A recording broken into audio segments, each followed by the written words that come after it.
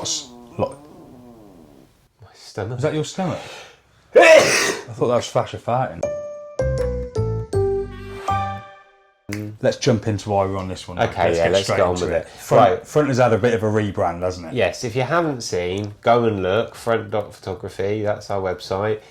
Go and check out your own profile on there, go and look at the homepage and see how everything has changed. So we're just going to use this bit of time in this video to talk about what's new, why we've changed certain things, and to talk about maybe even what we're going to do more of in the future. Yeah. Who knows? Said that a few times. So First of all, what's new?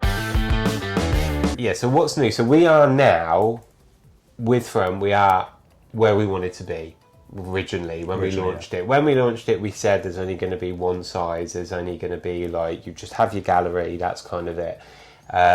We wanted to get to where we are now, and I'm going to say this is the only useful thing that AI has ever done for anyone ever. It's a bold claim, but because of AI, the development of the website has been sped up like to a crazy amount. So what would have taken like 6 months was now able to be done in a couple of weeks. It wasn't getting AI to code it. Yeah. It was sitting and talking to the software where you would normally do lots of typing, just talking into it to develop the code and then checking it. And because bearing in mind, we built the whole Front platform from scratch. It's not something that we it's not like a Squarespace website or something like that. We built this from scratch to be exactly how we want it to be for you guys. And yes, it will still grow, yes, it will still develop and evolve, but it also means we can't just go, right now we want it to have this feature, get that plugin and plug it in. We have to, so anyway, what we've got now is a much better homepage experience, where if you go onto the homepage, you're going to see examples of people's photos that you can buy straight from there. You can add it to your basket. You can go and view their full gallery, and you can explore on there. You can type in what does anything. Explore mean? What does explore well, mean? we're going to talk about that properly, but you can search for photos basically, but we'll delve into the explore features a little bit more. So effectively, Front has had a complete kind of rebrand, I guess. Like we've redone everything. You'll still see bits in there that you'll recognise if you're already if you've already got a gallery, then you'll recognise certain parts of it. But for the most part, the homepage is completely changed. You can now search a lot better, and there's lots. My stomach. Is that your stomach? I thought that was Fasher farting. No, it's my stomach rumbling. I did offer you lunch, mate. Right, hang on.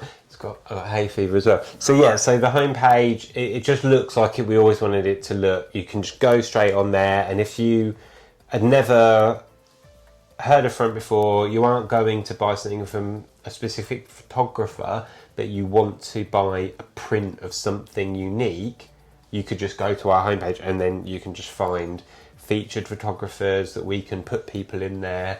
We can set it to random, and we've just got a random feed of all other stuff. The big thing from that side of things, as we've just mentioned, is Explore, which is something we've wanted to develop properly for ages. Previously, we had an Explore page that would just randomly load loads of photos. And I will say, I don't hate that. And we liked it because it was random. We weren't cherry picking certain people to be. It's not like here's the most viewed photos, because then they automatically become the most viewed exponentially. We've still got an element of that on the platform, haven't we? But not the most viewed, but we still have the random. Yeah, we still have the random. That's the homepage. It will have all the features of what Front does. It will have some featured photographers, and then it will load just random photos and things like that. So you can endlessly search all the photos until they run out, which they probably won't, because we've got thousands and thousands of photos now.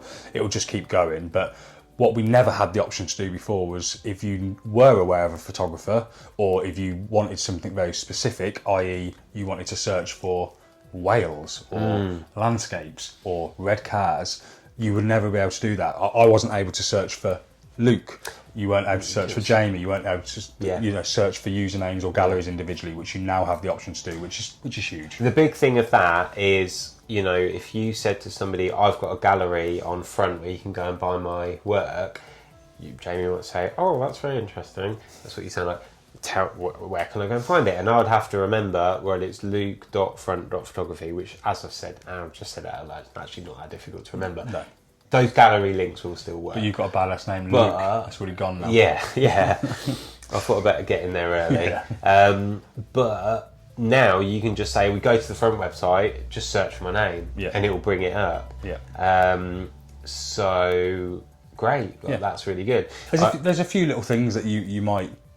Actually, no, I don't even want to mention. What? I was going to say there's a few little tweaks that we're going to change. There's definitely but it's in the right direction. There's definitely bugs, and to be honest, it's one of those things that if people spot something that goes, oh, that's a bit weird, we do want to know. For example, I set up loads of test accounts using my own name or variations of my name. So when you type in Luke, you get a dummy account, Luke.farmer, so all these different things. So we've got to get rid of some of that stuff, but that's like such a cool feature now that if you run a hairdressing studio and I came out of that as an example because talking to my hairdresser because he wants some prints for this wall, and I was like, well, you should go, right? So you might be like, I want a load of black and white photos on my wall at my hairdressing salon, and I want them to be of buildings, or I'm in London, so I want it to be locations, whatever it might be. Well, you can go and search for that now, and you can just find. It's easier to explore anything that's been uploaded, but also from the point of view of, I'm going to say most people who are watching this are the photographers using the platform. I was going to say this, it means you're going to have a better chance now of being found by randomers than this is a good point. This is a good little segue into this, which is why it's so important, or we advise or encourage you to, when you are uploading your photos to sell in your gallery, fill out as much information as possible. Use the hashtags. Tell us what camera you're using. Tell us where you shot it. Give us the backstory behind these images. It will let your audience. I know. It will let your audience. There's a reason to buy artwork, right? We all want to be connected to what we see. So if something resonates with you, you want to find out that backstory about that image that you're going to have maybe hanging up in your space, right? So that's a huge win. So we encourage you to fill out the information when you're setting up your galleries. Don't just put photo 1, 2, 3 and so on. And then it also allows you on the explore page to be discovered. So if I am searching for landscape photography or sunset, or if I've got an idea, if I'm designing my space, especially from a business point, like you said, if it was a hairdresser's or an office, or even if it is just your home, what you're drawn to, so you've now got the opportunity to explore the entire front gallery and find exactly what you're after, and still know it's unique, and still know that you're supporting an artist, right? So what you should do is probably not do what I've done. So when I upload photos, I'll be like, it's asked for a name of the photo. So you can give it an abstract name if you want. I'll often use a line from a song, or just something stupid that pops into my head that I think fits the photo. But then there's a description of that photo, and I always put in that description something that I think is really funny, and it will be like, this is a nice one, would look good as a print, wouldn't it? Or something stupid like that. My mum gave us a 10 out of 10. Whereas actually what you should be saying is, I took this photo with my Pentax K1000 on Kodak Gold in the summer of, in London, summer of 2025 in London, and it's a photo of this landmark and this thing and blah blah blah, and not just spam it with just tell us why it stands out to you, but just put it's a colour photograph, and it's this and it's that, so something that people might search for, and then you got more chance of getting that email one day. I've got a random. And you can hashtag your photos now as well. I think you could always do that though, to be fair, couldn't you? But we've got tags. Tags, encourage to use them. It's a similar way to hashtags in the sense that that's what we'll pick up when you search it. So one of the things, so it will pull it from the description, it will pull it from the title, it will pull it from tags.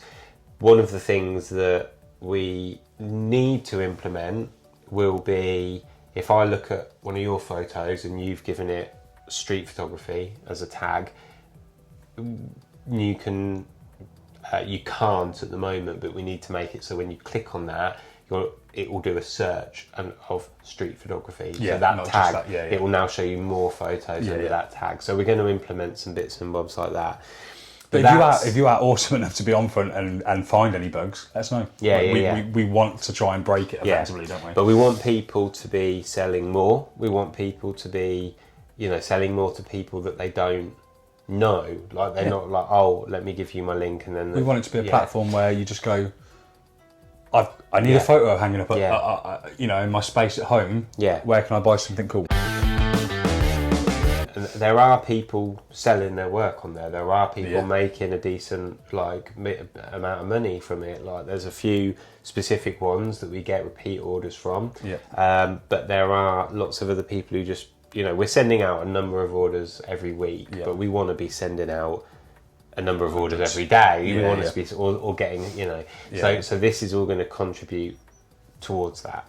And it helps you as again, assuming if you're watching this, you're probably more likely to be a photographer, but that doesn't mean you don't want to support other photographers and buy that artwork as well, right? So if you are I buy stuff on there. Yeah. And when I buy it, I don't just go and print myself something. I put an order through. Yeah. So I have thought about this because we've got access to every photo that's on Frontline. Yeah. So I could make, our studio look awesome, but then I'm like, if that photographer sees that photo, they're going to go, where's my bloody money? And again, Front is it's not just about providing a platform that you can search and get amazing artwork. Yes, you can. But we are heavily rewarding the photographers, the artists that are selling them. So we had somebody contact us the other day. They'd ordered an Eddie Maynard pigeon photo, which it's got to be our best selling. He's our best selling photographer on Front at the moment, for sure. And then if you're watching this, Eddie, you're welcome, mate. Made you a bloody millionaire. And the person contacted me saying, they'd actually ordered a print for a friend, and it had arrived all screwed up, basically. So I'd obviously reprinted it, getting it resent, and I said, I'm going to chuck a few extras in there just to, it's not our fault, but things that's what I want to do. Good job he had the photo of the postman literally it was the postman scrunching it up. Yeah, that was annoying. But either way, I wouldn't expect, they showed me some pictures of the boxes, we'd always, even if there was no proof of what happened, we'd always reprint something and send it back out. And I did think for a second, I could print a few extra Eddie Maynard photos to give him, and then I can't do that because Eddie Maynard's now not getting the money. So we've got an archive of our own work. So I can give a few extras of stuff like that. But so I feel like we're burying the lead a little bit here though as well, because that's what's really good in terms of being a buyer. Somebody who's going to buy something on Front. And reassuring as a seller that you can be found. Yeah. But the really big thing is, for us, you might think, really? You never had that? But yes, we only sold one size of photo, and now we can sell any size that we want. We have allowed. You can we sell size, haven't we? a photo for one of the sizes that we have allowed, but if you want to sell photos at a specific size, you can let us know, and we can, if there's enough demand from it, we can add it in. So we just need to work out a pricing matrix for all the different sizes. But effectively, new sizes are now available. Yes. You don't have to wait, you just have to go It's just on there. So everything that you've uploaded so far is still on there for the price you uploaded it, and it's only available. That quickly as well. We will, and it's only available in 12 by 8. So you have to now go on there and update that information.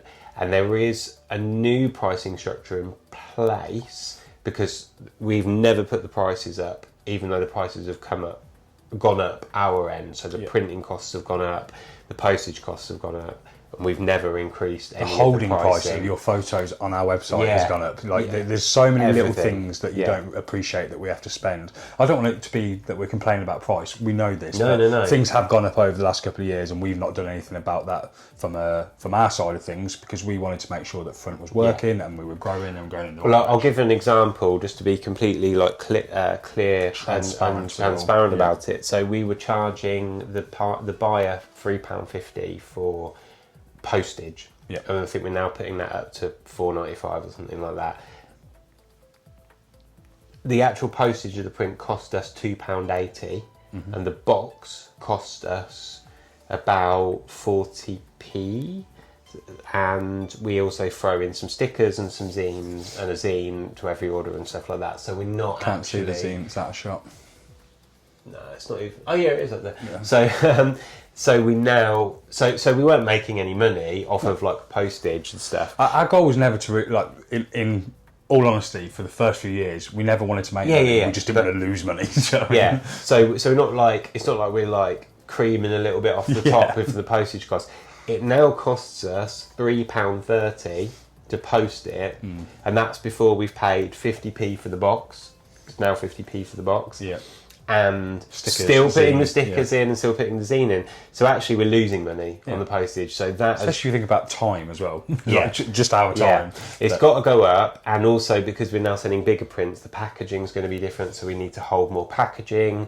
Packaging is going to cost different amounts to send out and things like that. So there will be varying costs our end. So we're putting up the postage slightly.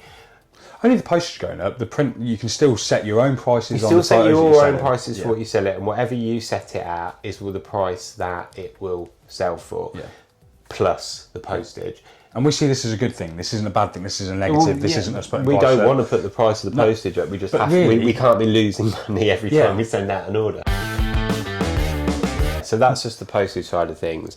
So the other thing we're changing is the fee that we take. So we're changing it from 15% to 20%. So it's only it's really pennies on or like a quid difference. So it depends what you're selling your images for. Again, we encourage you not to undersell your work, so you can set it at whatever price you want. Yeah. But effectively, the fee that we're charging for postage. So we started doing 15% fee we take of the selling price, which was okay. That was fine for when we launched it. But now we're selling more, and everything's sort of like up and running and working properly. We're looking at like we picked numbers out of the sky a little bit when we first launched it. Now we're looking at the actual mechanics of how it's all working and how we can keep it running as a going concern. This isn't our job. We don't make money from doing this. It's cost us money, hasn't it? We've spent loads of money on development and stuff of this, and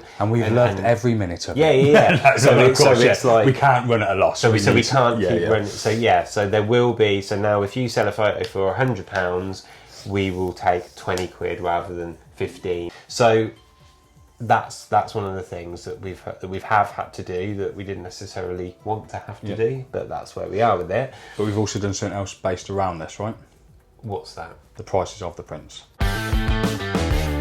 So let's explain what we did first. So first of all, we were only selling one size print, and that print was a 12x8, and the minimum selling price that we would allow you as a seller to put that on the website for would be £20, right? Yes. So we didn't want you to undervalue your work. We didn't want you to be selling photos for 2 or 3 quid. £20 was the minimum, but again, we encouraged you to set that price or whatever you felt comfortable with. But £20 was the minimum, but you could set it as high as you want. So that £20 minimum was on the size of 12.8, which is now what we've had to change because we've added way more print sizes, a few smaller ones as well as bigger ones, 1x1, all that kind of stuff. So square. Go and have a look. Go on your gallery, or if you haven't got a gallery, go on front and check it out. So the formats dimensions that we now have, we have your standard 5x4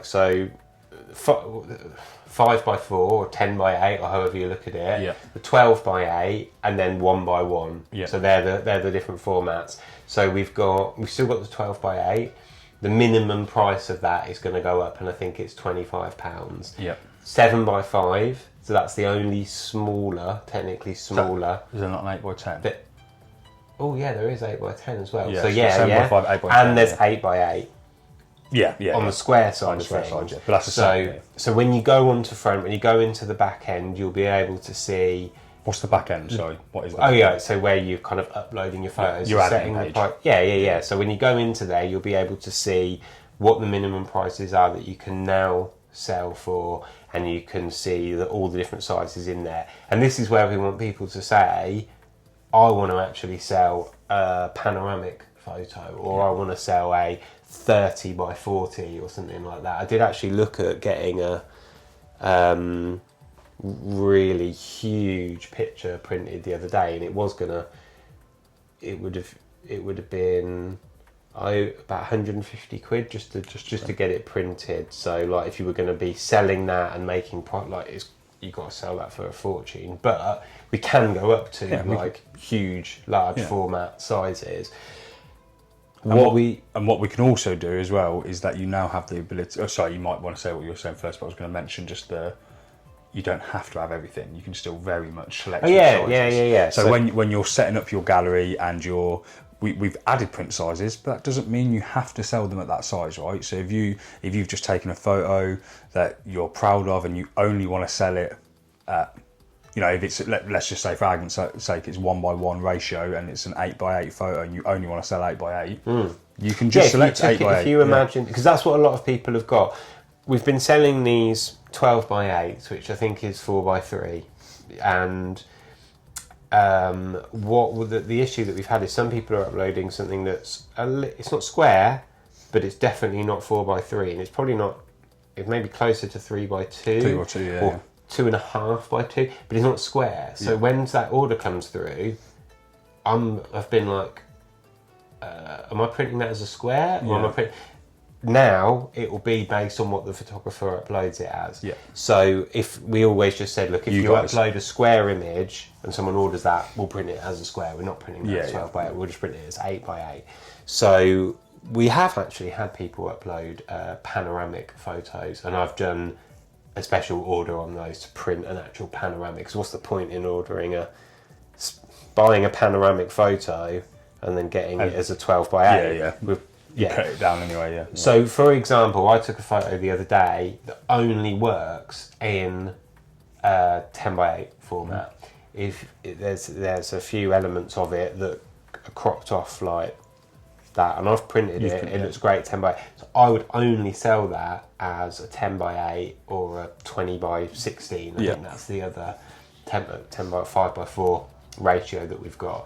I wouldn't upload it as a square. I wouldn't upload it as a 12:8 or 7:5 or anything like that, because I don't want the sides to be cropped off. But you might also have 3 photos that you're selling at 7:5 for 20 quid, and you've got your absolute worldie of a shot that you're selling for 60 quid, and that's only going to be available in 12:8. Or but equally, you might take a landscape photo that you go, do you know what, that looks good as a square, it looks good 5:4, it looks good 12:8.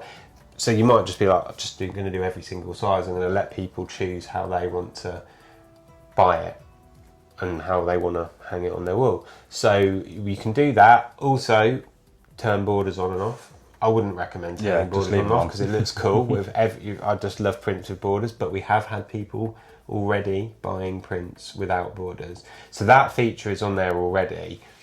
The thing with the new size is you'll see that if you haven't done anything to your gallery, all your photos will just still be 20 quid, 12:8. We are going to do how do you describe it? We're going to pick a date, and I think that's going to be in the next couple of weeks. We're going to force every price change. We're going to force price changes too. So I think 12:8s are going to be 25 or 30.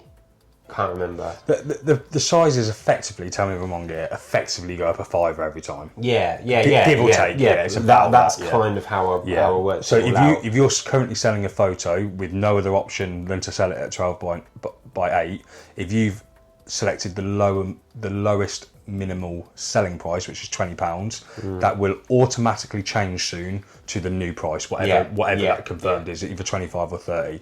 But you also have the option to go into your gallery now, go into the admin page and add more sizes, set your own minimum price, or leave it as what it is, whatever you prefer. But we will have to force change that price to the new minimum. Yeah, so and we will send an email out. Yeah. The second email we've ever sent since we've launched Front. We've been. I mean, look out for this T-shirt. It's not even black anymore. We've been doing Front 5 years. And one email. We sent 2 emails before we launched it. We sent 1 email a couple of days after we launched it, and then I've never done another one.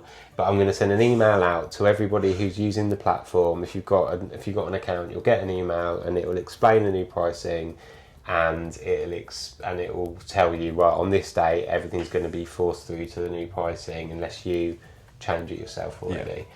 So if you go on there now, God, we should check this with Brendan. But if you go on there now and change all your prices, add all your new sizes in, they'll stay the same. It's only if you haven't done anything, we'll force everything through to the new pricing. Yeah. I wouldn't know that because I have changed all mine. I've been playing around with mine, sort of thing. Yeah, exactly. So we've still got the information in there where if you set your price, it will show you what you get after fees. Oh yeah, all the calculations. Yeah, all of that's in there. And we've also you don't have to do any maths in your head. No. Yeah. We've also so that's the thing. You can see what you're going to get. We're not hiding anything like that. If you select one of the new sizes or your current size or whatever, and you want to see how much you'll earn if you sell a photo for 50 quid, there'll be an instant calculation to show how much you'll walk out. We've also done something in there where if you're not sure if the resolution of your image is good enough to print at the larger sizes, we've actually added in something that will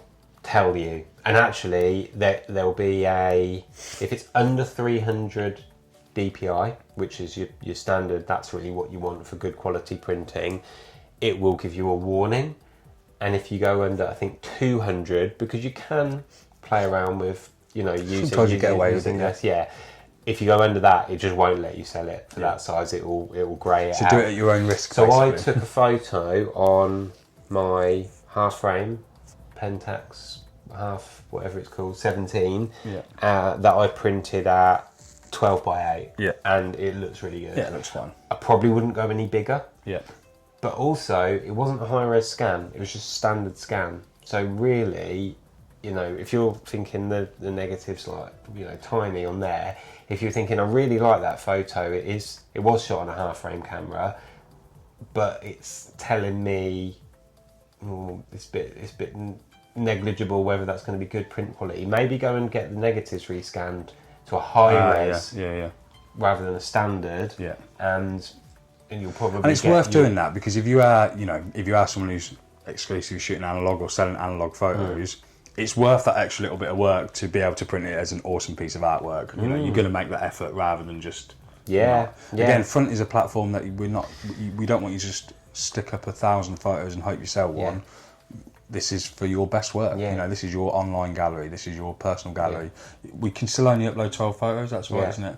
Yeah, you can upload as many as you want, but you can only have 12. 12 maximum, featured. How many have you got in your gallery? I've got 12. But I do need to update them. Yeah. But also I haven't shown you, but I've been testing out some of the new, I've got loads of new prints at home. I've got like 50. Oh, wicked. Of my own work. I've printed off in all different sizes to try and see, like I've got a GFX, so how much you can push that to the, what size, whatever, but using a half frame or using that little Sony tiny cheap little comp that I took, I think when we went to see Amel and the Sniffers.